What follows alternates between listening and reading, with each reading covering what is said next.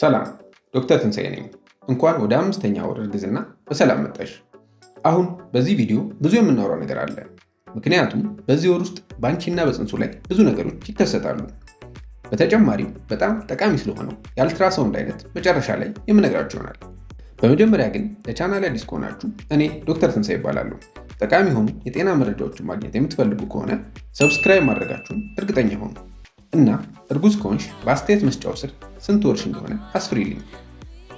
አሁን በቀጥታ ወደ ቪዲዮ እንቀጥል። 5 ወር ስል ከ18ኛ እስከ 2ኛ ሳምንት ያለውን የእርግዝና ጊዜ ማለቴ ነው። ይህ ጊዜ ለእናቲቱና ለፅንሱ ወሳኝ የሚባል ጊዜ ነው። ከፅንሱን ጀምር። በ5ኛ የእርግዝና ወር የልጅሽ የፊት ገጽታ የበለጠ ትክክለኛ ወደሆነ የፊት መልክ መምጣት የሚጀምርበት ጊዜ ነው። አይናቸውም ትክክለኛ ቦታውን መያዝ ይጀምራል። የአይናቸው ቆብም እስካሁን ድረስ እንደተከደነ ነው እና ለተወሰነ ጊዜ እንደተከደኑ ይቆያሉ። ጆሮዎቹም ትክክለኛ ቦታቸውን ይዘዋል እና አሁን ድምፅ ለመስማት ዝግጁ ናቸው።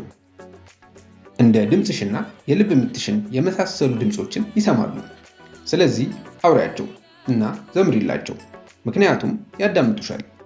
ቆንጆ አፍንጫቸውም ሙሉ በሙሉ ተፈጥረዋል እና የአፍንጫ ቀዳዳዎቹንም ጨምሮ ከንፈሮቻቸውም ተፈጥረዋል። በአፋቸውና በምላሳቸው የመጥባት ልምምድ እንቅስቃሴዎችን ጀምረዋል። ነገር ግን ምላሳቸው የበለጠ ይሰራል። በ5ኛ የእርግዝና ወር የልጅሽ ቴስት በድስ ወይም ጣዕም የሚለይበት የአካል ክፍል መስራት ይጀምራል እና ጥናቶች እንደሚያሳዩት በዚህ ጊዜ የበለጠ የአሚኒዮቲክ ፍሉድ ወይም የእንሽርት ውሃ ይውጣሉ። ይህም የሚሆነው ጣፋጭ በሚሆንበት ጊዜ ነው።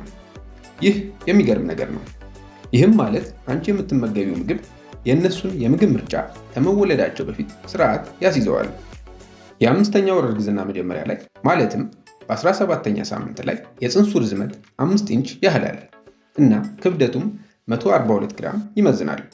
ነገር ግን በ5ኛ ወር መጨረሻ ላይ ከኢንች በላይ ያድጋሉ እና ክብደታቸውም እጥፍ ይሆናል። ከፍራፍሬ ጋርም ስናነጻጽረው ልጅሽ የስኳር ድንች ያህል መጠን ይኖረዋል። አሁን ስለ ፅንሱ ቆዳ ጽድት ያለ ነገር አለ። በመጀመሪያ በጣም ስስ ነው። ይህም ማለት ከቆዳው ስር ደም ስሮቹ ይታያሉ ማለት ነው። ነገር ግን በእንሽርት ውሃው ዙሪያ እንዴት እንደሚንሳፈፍ አስታውሱ። እናንተ ውሃ ላይ ለረጅም ሰዓት ብትንሳፈፉ ቆዳችሁ ላይ ምን እንደሚፈጠር አስቡት አይደል? ስለዚህ ቆዳቸውን ለመጠበቅ ክሬም የሚመስል ቨርሚክስ የሚባል ሽፋን ይፈጥራሉ። ይህም ሲወለዱ ቆዳቸው ላይ የምትመለከቱት ነጭ ነገር ነው። በተጨማሪም በአጠቃላይ ሰውነታቸው ላይ በጣም ለስላሳ የሆኑ ላኑጎ የሚባሉ ፀጉሮች ይፈጠራሉ። እነዚህም ፀጉሮች ቨርሚክሱን ቦታው ላይ እንዲቆይ ብቻ አይደለም የሚረዱት፣ ነገር ግን የሰውነታቸውን ሙቀትም ለመጠበቅ ይረዳሉ። በእናቲቱ የሚሰማው የመጀመሪያ እንቅስቃሴም ኩዊክኒንግ በመባል ይጠራል። የመጀመሪያውን እንቅስቃሴ እንደ ቢራቢሮ ክንፍ እንቅስቃሴ ወይም በጣቶቻችን ራሳችንን ስንመታ እንደሚሰማን አይነት ስሜት ነው። ይህም አሁን የሚጀምረው አልፎ አልፎ ነው፣ ነገር ግን በኋላ ላይ የበለጠና የበለጠ እየተሰማሽ ይመጣል። የትዳር አጋርሽ ይህን ስሜት ገና መስማት አይጀምርም፣ ነገር ግን አንቺ በእርግጠኛነት ትሰሚዋለሽ። ኩዊክኒንግ በተለይ የሚከሰተው ከ18 እስከ 24 ሳምንት ባለው ጊዜ ነው፣ ነገር ግን አንዳንዴ የመጀመሪያሽ እርግዝና ካልሆነ ከዚህ ቀደም ብሎ ልትሰሚ ትችላለሽ።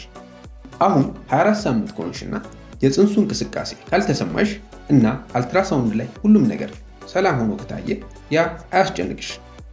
የፅንሱን እንቅስቃሴ በማንኛውም ቀን ልትሰሚ ትችላለሽ። ሌላው ዋናው ነገር ለልጅሽ አስፈላጊ የሆነው ደግሞ የውስጥ የሰውነት አካላቸው እድገት እንዴት ነው የሚለው ነው። ጉበታቸው ሐሞት እያመነጨ ነው። ፓንክሪያስ ወይም ቆሽት ኢንሱሊንን እያዘጋጀ ነው። የመጀመሪያው ሰገራቸው የሚፈጠረው ከአንጀት ነው እና ልባቸው አሁን 4 ቻምበር ወይም ክፍል አለው እና ደም እየረጨ ነው። ይህም ከ25 እስከ 30 ሊትር ደም ነው በቀን የሚረጨው። ይህ አስገራሚ ነው እና ልጅሽን ትንሽ ቀረብ አድርገን ስንመለከተው የእጆቹ ጣቶችና የእግሮቹ አሻራ ሙሉ በሙሉ ዳብረዋል። ቅንድብ አላቸው፣ የአይን ሽፋሽፍትም አላቸው እና ከዚህ በተጨማሪ የጭንቅላታቸው የፀጉር ፓተርን ራሱ የበለጠ ይታያል እና በተጨማሪ በጣም ትንሽ የሆነ የጥርስ በዶች ድዳቸው ላይ ተፈጥሯል። ሴት ልጅ ከሆነ የጸነሽው ማህፀኗና የብልቷ ቀዳዳ ሙሉ በሙሉ ተፈጥሯል እና ኦቫሪዎቿም በሚሊዮኖች የሚቆጠሩ ያልዳበሩ እንቁላሎችን ይዟል። ወንድ ከሆነ ደግሞ የዘር ፍሬዎቹ ተፈጥረዋል ነገር ግን እስካሁን ድረስ ሆድ ውስጥ ነው ያሉት። አሁን ደግሞ ስለ አንቺ የምናወራበት ሰዓት ነው። ምክንያቱም በአንቺ ውስጥ ነው ይሄ ትንሽ ሰው የሚያድገው። ታዲያ ምንም ፍትሃዊ አይመስልም ለልጅሽ ምቹ የሆነ ቦታ ለመፍጠር ይህን ሁላ ከባድ ነገር ብታሳልፊም፣ ታዲያ አንቺ ምቾትሽን ማጣት አለብሽ። ነገር ግን ምን አይነት ምልክቶች እንደሚሰማሽ ማወቅና አንቺ ለምን ትክክለኛ የሆድ ውስጥ አለቃ እንደሆንሽ ማወቅ አለብሽ። ታዲያ ስለሚፈጠረው ነገር እውቀቱ ካለሽ የበለጠ ለመፈተሽ ይረዳሻል። አሁን የምናወራው ሁሉም ላይ አይስተዋልም፣ ነገር ግን በዚህ ጊዜ ሊሰማሽ የሚችሉ የተለመዱ ምልክቶች አሉ። በመጀመሪያ የራውንድ ሊጋመንት ህመም ነው። ራውንድ ሊጋመንት ጠንካራና ጅማት መሰል ሊጋመንት ሲሆን ማህፀንን ለመደገፍ ይረዳል። ታዲያ ማህፀን መጠኑ እየጨመረ ሲመጣ ይህ ራውንድ ሊጋመንት ይለጠጣል።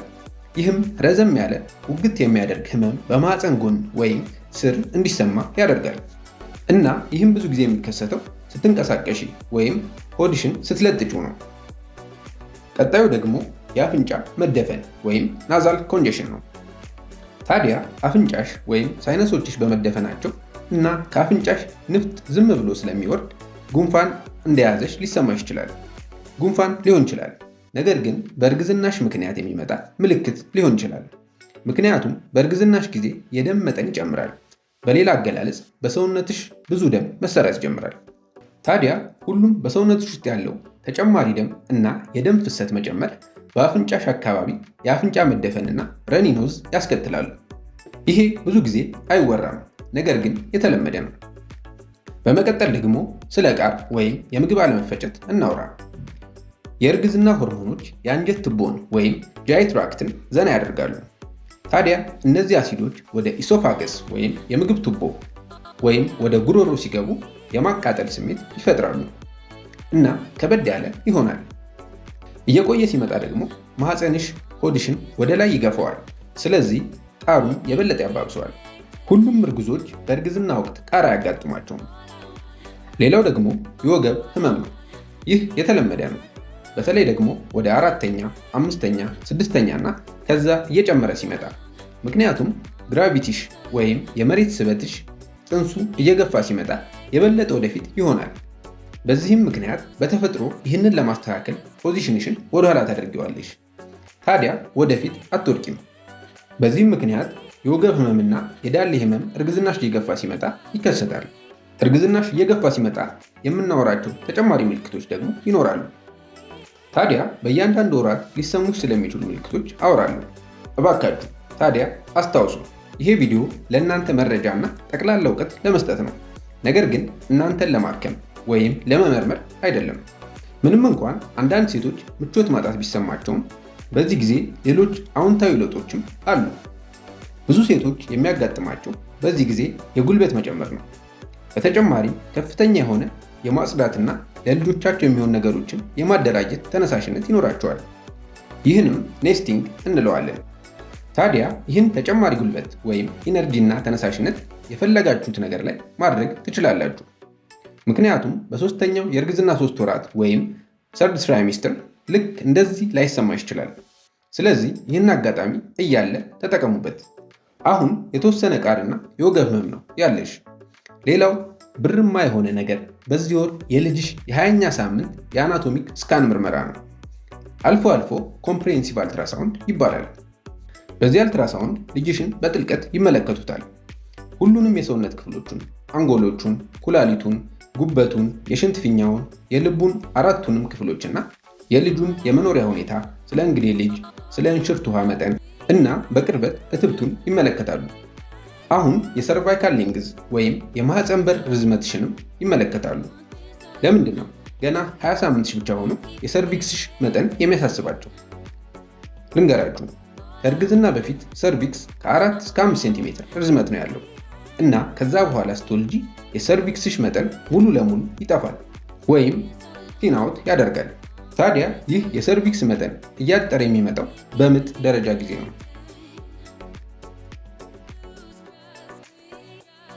ነገር ግን የሰርቪክስ መጠን መቀነስ በጊዜ ከታየ ያለ ጊዜው ስለሚመጣ ምጥ ተጋላጭነት እናስባለን።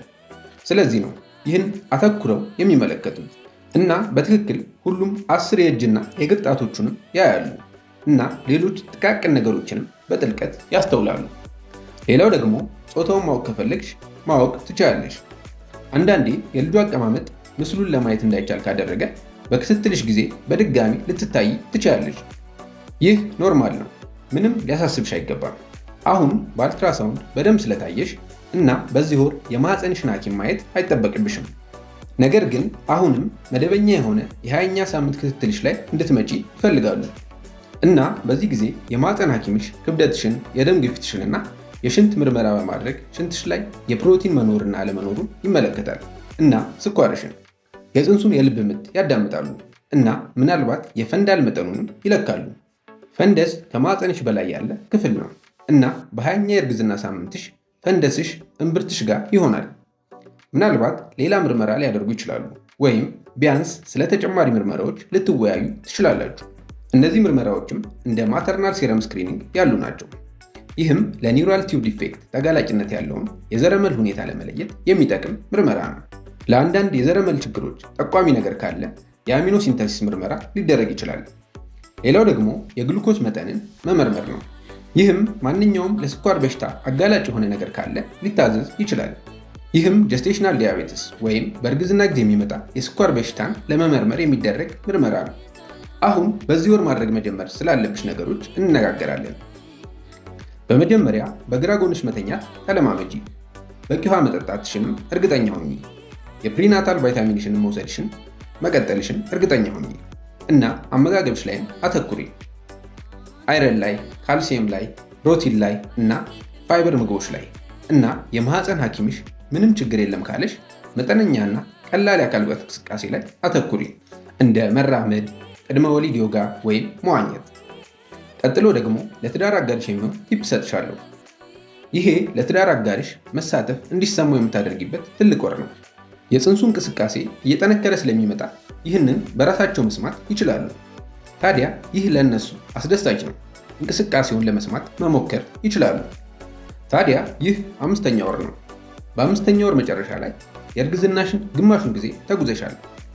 ብዙ እድገቶች ተፈጥረዋል። ትልቅ ነገሮች ላይ ደርሰሻል እና ከመጀመሪያው ብዙ ነገር ተፈጥሯል። በእያንዳንዱ ሳምንት ልጅሽ በቅርቡ የምታገኙ ሰው እየሆነ ነው። ይህም ቪዲዮ ጠቃሚ ሆኖ ካገኙት ላይክ፣ ሼር እና ሰብስክራይብ ማድረጉን አይርሱ። በተጨማሪም ያላችሁን ጥያቄዎች ወይም ተሞክሮ በአስተያየት መስጫው ስር ማስፈሮትን እርግጠኛ ሁኑ እና ይህም ቪዲዮ ከወደዳችሁትና በእያንዳንዱ ሳምንት የሚፈጠረውን የበለጠ ማወቅ ከፈለጋችሁ የሰራኋቸው የእርግዝና ሳምንት በሳምንት ቪዲዮዎች አሉ። እነሱን ገብታችሁ ተመልከቱ።